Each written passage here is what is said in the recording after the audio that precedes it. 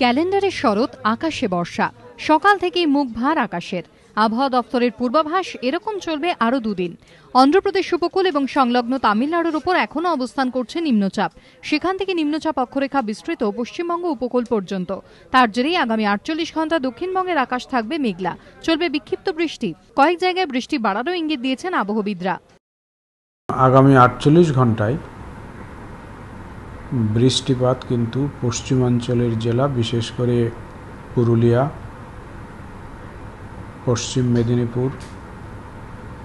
মেদিনীপুর সংলগ্ন হাওড়া এবং উপকূলবর্তী পূর্ব মেদিনীপুর এবং দক্ষিণ 24 পরগনায় বাড়বে।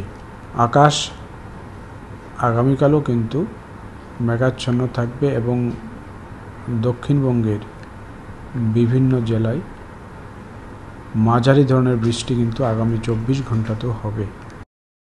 পূর্বাভাসে বলা হয়েছে বেশি হবে দক্ষিণ 24 পরগনা ও পূর্ব মেদিনীপুরের উপকূলবর্তী এলাকায়। হাওড়া, পশ্চিম মেদিনীপুর, পুরুলিয়ায় তুলনামূলকভাবে বেশি বৃষ্টি হবে। উত্তরবঙ্গের আবহাওয়া মূলত ভালো থাকলেও বৃষ্টি হবে দার্জিলিং ও জলপাইগুড়ির কোথাও কোথাও। সঞ্জয় মিত্রের রিপোর্ট, এবিপি আনন্দ, কলকাতা।